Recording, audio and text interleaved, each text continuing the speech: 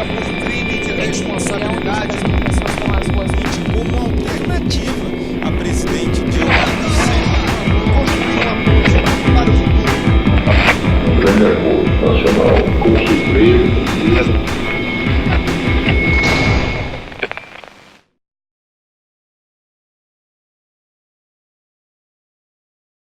Bom, boa noite. Vamos começar pontualmente, então, para aproveitar bem o tempo, né, da nossa aula.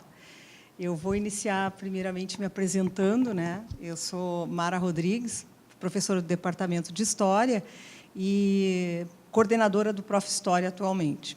Tenho uma relação com o tema, então, que já é da escrita de um artigo sobre a BNCC, com o professor Newton Mulet, da FACED, que está aqui nos assistindo, e estamos elaborando uma disciplina, planejando uma disciplina para o Prof. História no próximo semestre sobre o tema. Então, trata-se de um tema em construção, né? Mas também gostaria, então, que a professora Caroline Passievich, que não estava aqui listada como uma das ministrantes da aula de hoje, eu gostaria que ela se apresentasse também, porque tem um porquê ela estar aqui, né, comigo hoje. Boa noite. Bom, eu sou a Caroline, eu sou professora da Faculdade de Educação, do Departamento de Ensino e Currículo, sou professora de História, por isso que eu estou aqui, e sou professora do mestrado profissional em Ensino de História, aqui da URGS também, então, colega da Mara. E o meu interesse pela BNCC veio porque, como professora de História, eu me interessei pela BNCC, para saber o que estava acontecendo, como formadora de professores também. E já escrevi algumas coisas que estão publicadas, tem um capítulo de livro que vai sair aí daqui um tempo, também sobre a terceira versão, a última, né, a versão final já. E para, enfim, agradecer o convite da Mara por estar aqui, dividir isso, e já é um ensaio para a nossa disciplina no Prof, quem sabe. Deixando claro que a disciplina que nós vamos dar no Prof somos eu, a professora Caroline e o professor Newton Mulet, né? Então, por isso também é bem importante estar com a Caroline aqui nesse momento, para a gente poder compartilhar com vocês algumas reflexões que nós temos feito sobre essa questão, né? Então, uma primeira questão a colocar sobre a BNCC era ter uma base ou não, né? Então, desde a Constituição de 1988, já havia uma previsão de que se teria, então, uma base comum curricular, né? Mas nunca foi um assunto pacífico de que se devesse ter uma base, né? Então, os questionamentos já se colocam por aí, né? E estudiosos na Amped, alguns tinham certeza de que não era necessário ter uma base, de que a base, então, ela iria limitar muito a autonomia docente, né? Iria, digamos, informar demais, né? Engessar demais os currículos e impedir que o professor, então, pudesse trabalhar de maneira autônoma em função do público com o qual ele estava trabalhando, com os alunos com quem ele estava dialogando, e que essa construção, então, não só no diálogo com os alunos, mas também com a escola, era importante que ela tivesse uma maior liberdade de ação.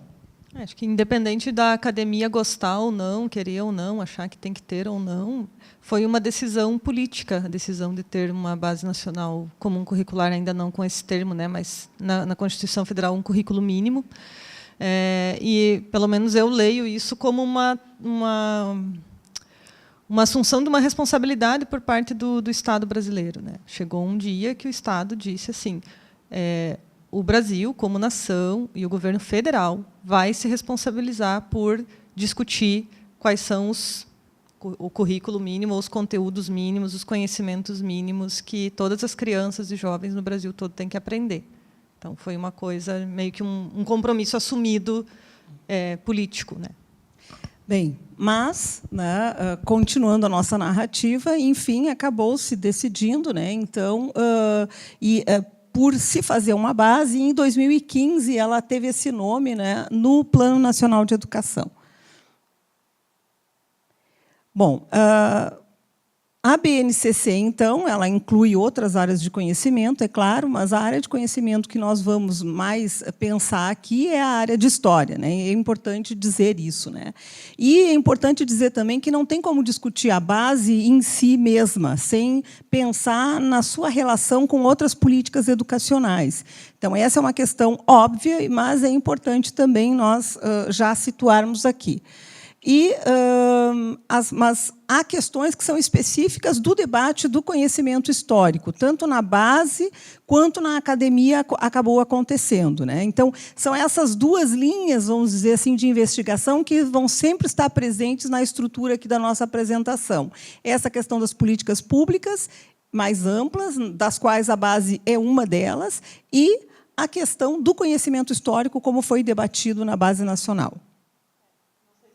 Por vício de profissão, mas é óbvio que não dá para pensar a BNCC só, apesar do nosso recorte aqui ser olhar o que acontece nela depois do golpe de 16, né?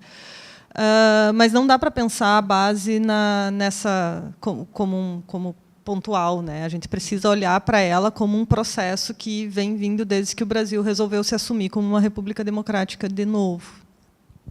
E, mais especificamente, o ponto para poder entender como o golpe impactou, né, esse debate, a gente precisa, então, pensar em um conjunto em uma temporalidade, digamos assim, em uma historicidade mesmo do debate da base, né? Bem, então nós esboçamos aqui uma breve cronologia muito simplificada da BNCC para poder desenvolver a nossa discussão. Então, em 2015, sai uma primeira versão, bastante polêmica, que daí se institui uma polêmica bastante forte em torno da base. Em 2016, acontece a substituição da equipe de história, né, da equipe que elaborou a base, a parte de história, o componente história, e sai uma segunda versão da base. Isso tudo ainda antes do golpe, né? Em 2016, nós temos o golpe, e, com isso, outras políticas também, outras iniciativas políticas no sentido de mudar completamente, né, o direcionamento das políticas educacionais do governo anterior. Nós temos a PEC da morte, que vai e os cortes extraordinários de recursos previstos para a educação, e a reforma do ensino médio também, que foi muito importante para a gente pensar na relação aí com a construção da base, né? Em 2017, sai uma terceira versão da base, e a gente vê, então, decrescer o interesse pela discussão do currículo e aumentar a rejeição à ideia de ter uma base, né? Então, esse debate vai mudando também, mas a gente lembrando que lá nunca foi pacífico a ideia de ter uma base, né? Nunca foi algo consensual. E aumenta a rejeição a partir de todos esses acontecimentos. Em 2018, sai uma quarta versão, que, então, é a terceira versão aprovada no CNE. Só que esse CNE tem um momento de troca, né, de toda a comissão, já afinada com as diretrizes do governo golpista, né? E nós vemos agora, em 2018, o processo de imposição da BNCC às escolas e um aumento de interesse, então, por parte dos professores das redes pública, privada, enfim, por parte dos professores da educação básica, por discutir o assunto, né, mas muito em função desse processo também de imposição que está se colocando. Eu fiz só um resumo aqui, mas cada uma dessas partes a gente vai depois desenvolver melhor, só para vocês entenderem como é que a gente está estruturando a nossa exposição.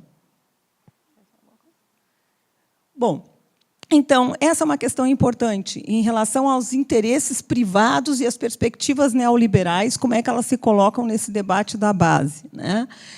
Ainda no governo Dilma, já havia uma atuação desses interesses, uma proximidade desses interesses, uma tentativa de colocar esses interesses na ordem da estrutura da base, né? E o golpe de 2016, então, propiciou o domínio dessas perspectivas neoconservadoras. Aí depois a Caroline pode falar melhor por que a escolha dessa palavra neoconservadoras, né? Incluindo, né, a mudança de todo, daí isso que eu já mencionei antes, a mudança da própria equipe que ia avaliar e aprovar a base, a versão final da base, né? Então, isso é importante pensar. A questão dos interesses neoliberais ela não se coloca somente depois do golpe. Já havia toda uma mobilização para entrar e para influenciar a forma como essa base ia se estruturar, mas é lógico que, a partir de 2016, as coisas ficaram muito mais fáceis. A Mara falou algo que eu ia comentar até no slide anterior, ali, mas é exatamente isso, né? A gente precisa olhar isso mais na média duração, e não sei se daqui 15 anos como é que a gente vai ler tudo isso que está acontecendo, mas os movimentos para ter algum tipo de reforma no ensino médio, eles não vêm só com o golpe. Já há bastante tempo o Brasil discute qual é a identidade do ensino médio, que tipo de ensino médio é esse que vai ter. A ideia de ter um currículo flexível no ensino médio não é porque eu uso esta expressão, um currículo tem que ser flexível no ensino médio, que necessariamente essa flexibilidade vai ser de cunho neoliberal. Eu posso pensar a flexibilidade no ensino médio de várias formas. Desculpa. Não é porque eu vou ter um processo de avaliação externa sendo efetivado por parte do governo, seja municipal, federal, estadual, que necessariamente esse processo avaliativo vai ser danoso para o que acontece dentro de sala de aula, porque se um governo tem política pública, necessariamente ele tem que avaliar esse tipo de política pública. A questão é como é que eu faço essas avaliações, como é que eu entendo esses objetivos dessa base, para que eu uso os resultados de tudo isso, né? Então, às vezes acontece um processo que uma professora chama de sequestro de experiências, né, ou de sequestro de vocabulário. Quer dizer, eu uso o vocabulário que é comum e corrente entre nós, digamos assim, e eu dou um giro no significado desse vocabulário, mas eu continuo usando a mesma palavra. E isso traz muita confusão, porque as pessoas dizem, não, mas flexibilidade é bom, não, mas uma base é bom, mas não sei o quê. Então, me parece que essa base, eu já encerro, ela quer fazer algo que discutir a base, a gente precisa muito de calma e de olhar para as palavras e dos momentos e de quando que eles são utilizados, que é um processo que justamente essa última versão que foi implementada agora dificulta acontecer na sala de aula, o do olhar com calma as coisas, colocar em contexto e fazer discussões. Ou seja, não é só a presença da palavra flexibilização ou de metas de avaliação que indicam necessariamente uma orientação neoliberal ou neoconservadora, né? Mas sim a forma como está orientada essa avaliação. Quando a avaliação se coloca como a meta principal do processo educativo, isso é um problema. A avaliação ela também é para avaliar o próprio sistema educativo, e não necessariamente o indivíduo, o aluno e o indivíduo, o professor, né? Mas a gente também pode voltar a isso depois. Então, a gente vai tentar fazer uma sequência de falas aqui sobre cada uma das versões, mas é claro que a primeira versão vai acabar ocupando mais tempo, porque foi a versão mais polêmica, né? Do ponto de vista das concepções do conhecimento histórico que estavam colocadas ali, e também de algumas concepções de ensino, né, e de objetivos do processo educacional. Então, nessa primeira versão, a gente vai ver uma grande polêmica na academia, manifestações de leigos e de jornalistas, quer dizer, esse debate vai para a mídia, né? E nós vamos ver uma participação dos professores do ensino básico. A gente vai ter dúvidas sobre como vai ser essa participação, porque é feita, o site recebe uma série, o site da base, depois de divulgada a primeira versão da base, recebe várias contribuições. Então, quantificar, e são muitas contribuições, e quantificar essas falas, saber o que vem da escola básica e o que vem da academia, não é muito fácil. Queres falar sobre isso? é difícil quantificar, né? A gente sabe que houve alguma participação, mas é difícil saber como foi isso, qual é a intensidade, né? Mas a gente até estava discutindo que agora que ela está de fato implementada, né? Já foi discutida pelo CNE e tudo, há uma movimentação bem mais visível das secretarias de Estado e município de educação para dar formação para os professores e adaptar os seus currículos. Então a gente tem percebido que agora que já né, que já foi discutido, que agora tem que implementar, as secretarias parece que têm chamado mais os professores para discussão. Antes, quando era para ser mais propositivo e para reconstruir, parece que não tanto. Mas isso tudo parece. A gente não tem dados. Tem que aprofundar daí com outros critérios de pesquisa para afirmar isso com mais propriedade. Mas, sem dúvida, a gente vê uma implicação, um envolvimento muito maior dos intelectuais historiadores, né, e dos intelectuais do ensino de história nessa primeira versão, né? Foi um debate muito forte, bastante acirrado, duro, difícil, né, e importante. Bem, aqui a gente tem a composição da primeira equipe, da equipe que fez a primeira versão, né? A Caroline, que fez essa pesquisa, e pode fazer alguns comentários em relação à composição dessa equipe, porque ela nos diz algo também sobre esse processo político. Tá. Para compor a equipe da primeira versão, esses nomes aqui eles estão num artigo do Giovanni José da Silva e da Marinelva de Oliveira, né? Esqueci o nome dela. Meirelles, Eles compuseram tanto a primeira equipe quanto a segunda. Eles escreveram um artigo que se chama Orgulho e Preconceito no Ensino de História, falando desse momento da participação deles. E ele colocou, então, como ele fez parte, né, da primeira, ele expõe esses nomes. O que dá para ver ali? Que a Sandra Regina Ferreira de Oliveira, por exemplo, da UEL, é convidada, entra, compõe a equipe, e depois, quando ela vê o que ela já de cara desiste e sai, e tem mais uma pessoa ali também que sai ali. Isso. Depois entra... tá. Quem são essas pessoas, gente? Eles tinham que serem pessoas, professores da educação básica de história, e se eles não eram professores da educação básica, eles tinham que ter algum tipo de conexão com a educação básica. Ou ser pesquisador de ensino de história, ou então tinha que trabalhar com prática de ensino, estágio supervisionado, alguma coisa assim. Então, esses eram os critérios para entrar na comissão. Depois foi convidada como assessora a professora Cláudia Ricci, e o Itamar, e a Margarida e o Mauro César Coelho, que são os nomes mais conhecidos ali que compuseram também esta primeira equipe. Então, uma equipe bem numerosa. E, se vocês olharem para o estado, né, de onde eles vieram, acho que não tem ninguém de São Paulo. A grande maioria é Centro-Oeste, Nordeste. Tem o Marcos Silva da USP. O Marcos Silva da USP. E a Márcia Gonçalves da UERJ, mas que saiu também. Então, a grande maioria. Depois a Cláudia Ricci, que é do Colégio de Aplicação do Centro Pedagógico da UFMG. Na primeira versão da base, então, a gente tem uma estruturação, né, da base de acordo com enfoques predominantes. Assim, cada ano do ensino médio, então, tem um enfoque.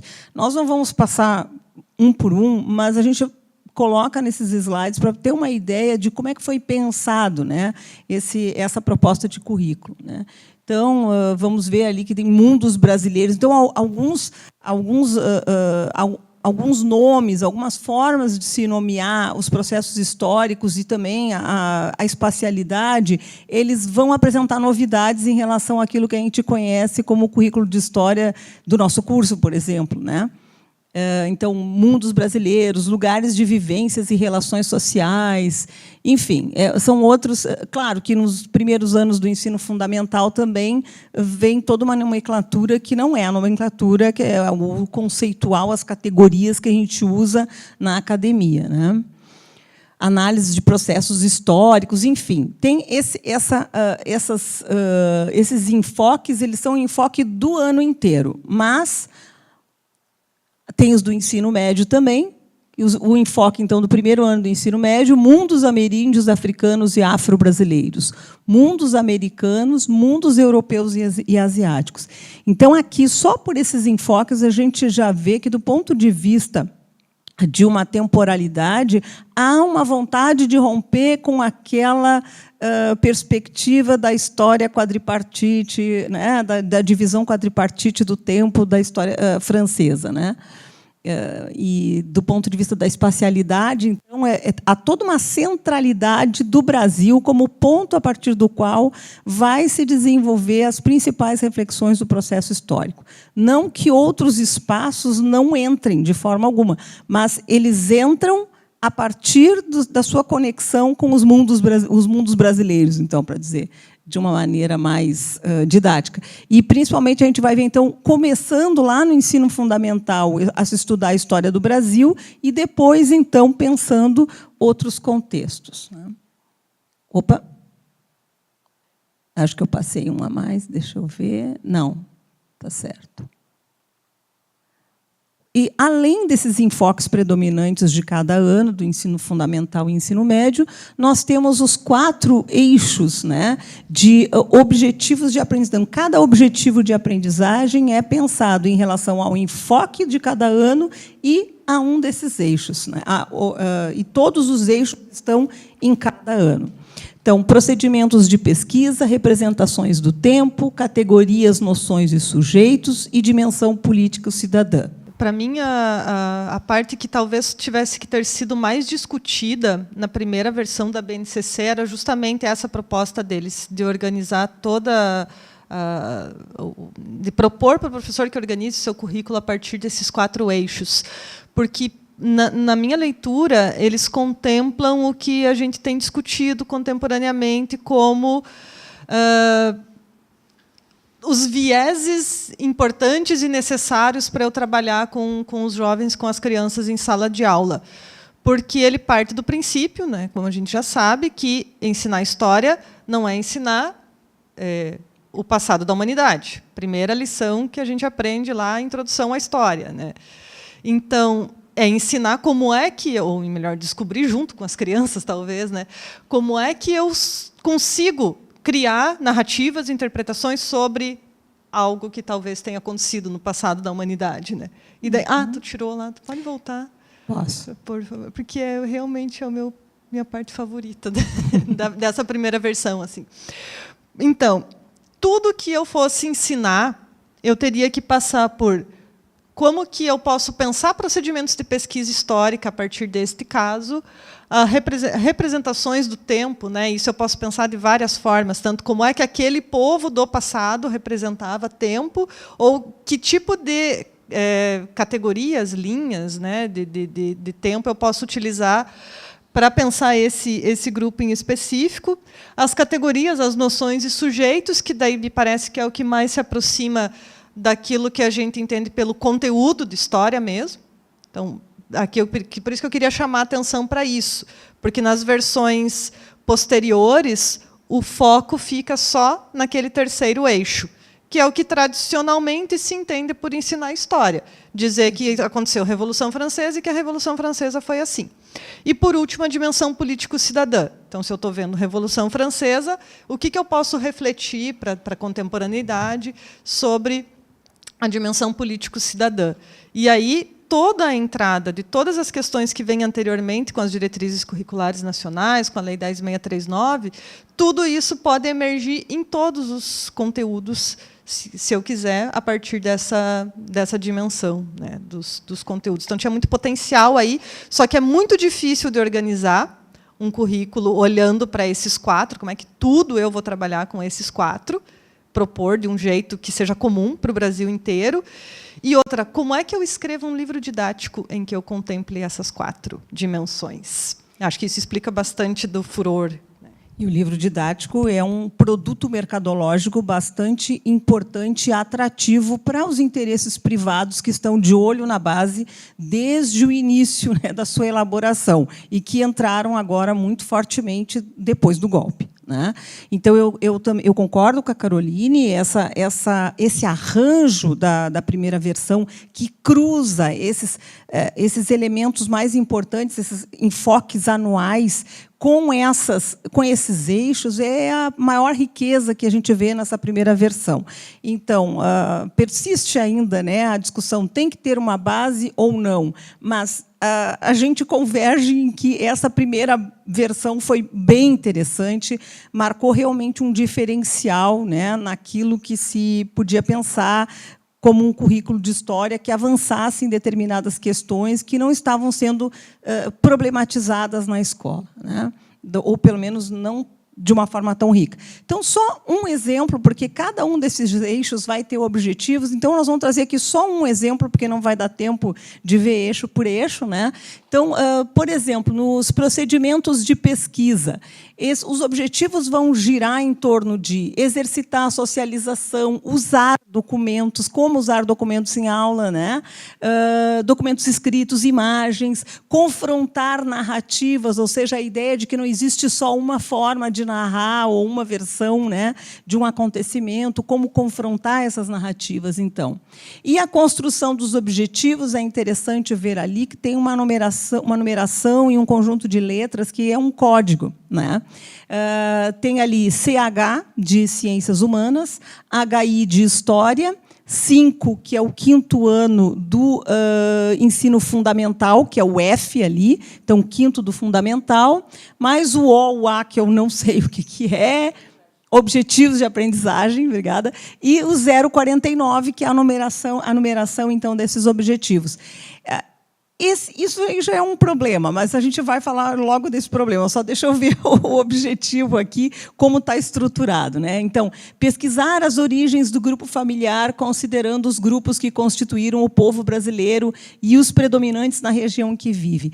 Então, os objetivos da primeira versão, eles também têm uma abertura, eles são formados de tal, são configurados, são elaborados de tal forma que permitem que outros temas que não estão especificamente colocados ali, como, por exemplo, a questão de gênero, não é muito o caso desse objetivo aqui, mas em outros objetivos, a palavra gênero, e daí eu me lembro do TCC do Carlos Eduardo, que está aqui também assistindo, né? A palavra gênero aparece muito pouco nessa primeira versão da base, mas a questão de gênero pode ser trabalhada em função da forma como o objetivo está estruturado naquele eixo de uma educação cidadã, de uma formação para a cidadania. E a gente vai ver que essas perspectivas, essa flexibilidade, essa abertura, ela vai desaparecendo nas outras versões da base. E sobre o número do objetivo, acho que dá para falar alguma coisa. Eu queria falar duas coisas. Então, aqui nesse...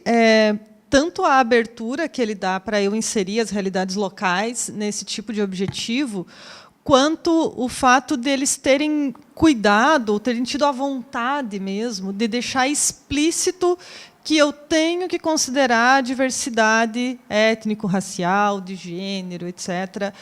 E isso está explícito no objetivo. Ele não fica assim, se você quiser, professor, você faz. Não, eu tenho que pesquisar a origem familiar considerando a diversidade. Eu não posso fugir disso. Essa é uma grande diferença desta versão para a forma como as habilidades, daí elas deixam de se chamar objetivos, passam a se chamar habilidades, da versão atual, né? Em que isso está textual, né, na terceira versão, de que eles evitam fazer esses considerandos. Isso aqui vai ter que ficar por conta do professor. Então, aquilo que a gente tinha achado mais legal, que era o Estado brasileiro entrando nesse debate, tentando levar isso de uma forma mais pesada, né, mais concreta, consistente isso, existe um recuo que, para mim, é explícito, né, disso. Isso sobre o código. Para explorar um pouco melhor a questão do código, já há uma numeração em que facilmente pode se estruturar uma avaliação em função do código. Ou seja, nós temos um objetivo numerado e nós temos uma quantidade de objetivos que, na hora de avaliar, na hora de fazer uma prova, até o Enem, né, nós vamos ter a elaboração de uma questão que vai se referir especificamente àquele objetivo. Então, isso para avaliar tanto naquele sentido mais positivo que eu e a Caroline já apontamos, que é de avaliar até o próprio sistema educacional também, mas também no sentido de ele pode ser usado, esse objetivo está ali, esse númerozinho está colocado também com a possibilidade de poder fazer com que um processo de avaliação que seja encampado pelos interesses privados, que estão sendo colocados pelos institutos que pretendem, então, tomar esse processo de assalto, digamos assim, a parte do mercado que está relacionada à BNCC, elaboração de materiais didáticos, elaboração de provas de avaliação, já existe uma estrutura, e essa é uma experiência que já acontece no Rio de Janeiro.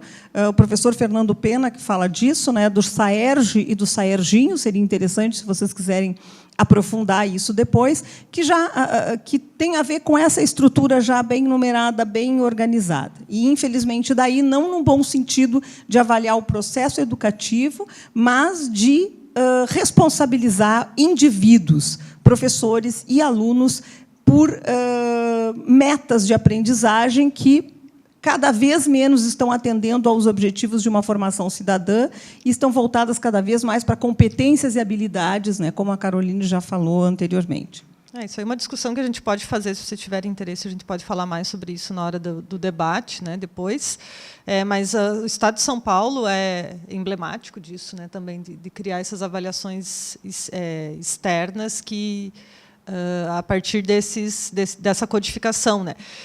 A presença dessa codificação foi as razões de parte de algumas pessoas não terem querido compor a comissão inicial, né? E foi um motivo de resistência muito grande, embora tenham perdido da equipe da primeira versão, né? Então, foi uma das razões pelas quais atrasou a proposta da história, saiu mais tarde do que a BNCC como um todo. Não sei se vocês lembram disso, mas foi publicado primeiro a primeira versão sem história, e acho que um mês depois, mais ou menos, é que saiu a versão da história, completa com a história. Bem, então, como a gente já está com um pouquinho de tempo, a gente vai dar uma acelerada e acelerada não, nós vamos dar uma simplificada, então, no restante, que é passar em linhas gerais a segunda, a terceira e a quarta versão, né? E das considerações finais, eu e a Caroline, então, vamos fazer considerações finais, tá? Porque a gente construiu em conjunto isso aí. Eu vou falar um pouco mais apenas para passar. Sim, vou passando. Pode passar. Está um pouquinho difícil de conseguir daqui. Pode passar? Sim. Segunda versão, então. Tem a ver ainda com as polêmicas na academia, né? E tem uma espécie de intervenção da ANPU nessa segunda versão, na mudança da composição da equipe que elaborou a segunda versão, né? E participação dos professores do ensino básico continua essa incógnita. A gente só sabe que não há uma mobilização muito grande, mas a gente não tem como quantificar. Se tu quiseres comentar um pouco essa questão da segunda equipe, pode passar. Eu acho que isso seria importante. Pois é, a segunda equipe, o que a gente sabe? Que a portaria, né, que colocou quem era a equipe, tem esses nomes que estão aí. No texto, no PDF da segunda versão, tem esses mesmos nomes, mais os nomes da Gabriela Pellegrino Soares e do Funari, que aparecem como autores, mas, pelo testemunho de quem participou dessa segunda comissão, eles nunca sentaram junto com essa comissão para escrever, mas aparece o nome deles como autores. E a versão que foi para o ar não é a versão que foi escrita por esse grupo aqui. A gente não sabe exatamente quem foram os autores. A gente sabe que houve indicação da direção da ANPU para compor esta outra equipe, mas, por conta de a portaria ter o nome desse pessoal aqui, foi o nome deles que acabou entrando como autores. Mas eles não são os autores da segunda versão. Eles escreveram uma segunda versão que nunca foi a público. Bom, então, resumindo essa primeira parte antes do golpe, das duas versões antes do golpe, nós temos um processo polêmico, com disputas dentro do campo acadêmico da história, com diferentes concepções de ensino, com diferentes concepções de conhecimento histórico, e que era dura, que era difícil, mas estava em pleno desenvolvimento. né? Aí acontece o golpe e nós vamos ter, então, pode passar, a terceira versão, pode passar. Pode passar. Mais uma vez. Nós vamos, então, ter a terceira versão, quando os debates em torno da BNCC vão se concentrar mais na questão da democracia ou da falta de democracia no processo, né, mas não a questão daí interna das disputas dos grupos, da disputa científica e acadêmica, mas em relação às intervenções do governo no direcionamento do governo golpista, daí, né, não no sentido de democratizar, mas no sentido de fechar mesmo o debate em torno da base. E parece que decresce o interesse na academia, porque está muito mais preocupado em resistir ao processo do golpe em curso, né? E, nessa terceira versão, a história vai aparecer somente no ensino fundamental, não no ensino médio, porque já está em discussão a reforma do ensino. Em discussão, não. Né, já estão sendo tomadas as providências para a imposição da reforma do ensino médio, conforme as medidas aí do governo golpista. Tá? Tem uma terceira comissão, só eu acho que a gente pode passar mais rápido para finalizar depois. Rápido, esses nomes que estão aí não são de todos os componentes curriculares. Não foi publicado quem é. Eu destaquei 2 nomes ali. Um é o da Guiomar Namo de Mello, que é uma velha conhecida da elaboração das políticas públicas no governo Fernando Henrique Cardoso. Tem toda uma história dela, assim, acho que depois também, se tiverem curiosidade, eu posso falar um pouco mais. E o único nome que nós conseguimos identificar como de história foi o da Janice Teodoro, que é da História da América, da USP. E ela tem gravado vídeos do movimento Todos pela Base, né, aquele que é um movimento que já existe desde antes da primeira versão, falando para professores sobre a proposta de história. Então, imagino que, de fato, tenha sido ela que se responsabilizou como autora da última versão, da versão final. Pode passar? Bom, então, a quarta versão é essa que foi aprovada, né, basicamente a terceira versão aprovada pela equipe do MEC e pelo CNE, mas esse CNE já reconfigurado, já com pessoas que foram substituídas especialmente para esse fim, né? E vemos o processo de imposição da base e de rejeição daí, porque a gente na AMPU, no GT de ensino da AMPU, se tirou uma decisão de que ia se defender a rejeição da BNCC.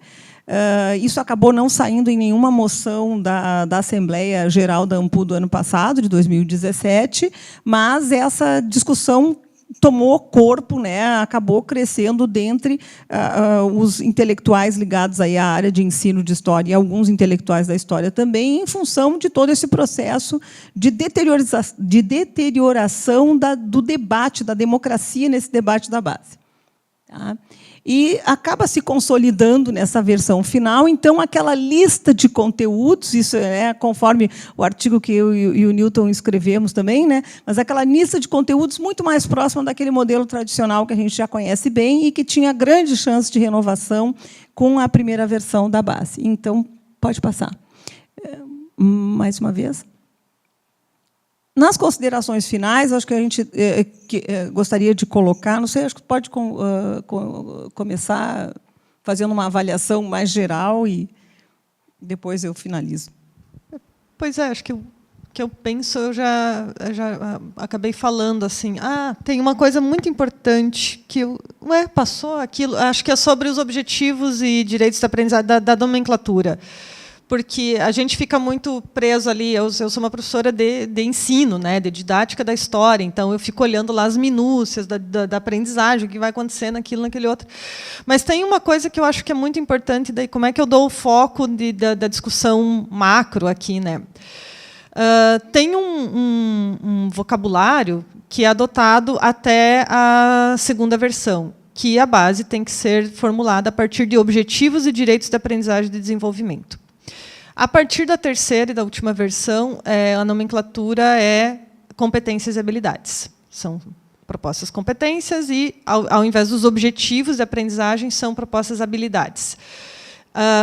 O parecer final, a resolução do CNE final, que aprovou e transformou em lei a versão, essa última quarta da BNCC, faz um malabarismo para dizer que é a mesma coisa dizer que as crianças têm objetivos e direitos de aprendizagem e dizer que, no final, que são competências e habilidades. Enfim, eu não consigo nem explicar isso de tão absurdo que é.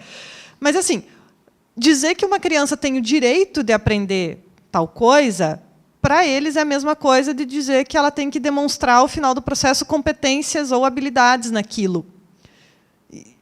Não, né? É óbvio que não, e é claro que se eu for aprofundar lá e pegar qual é a história, a trajetória de adotar avaliação e proposições de currículo por competências e por habilidades, eu vou ver que não é a mesma coisa, por uma razão muito simples, né? Se eu penso que isso é um direito, quem é o responsável?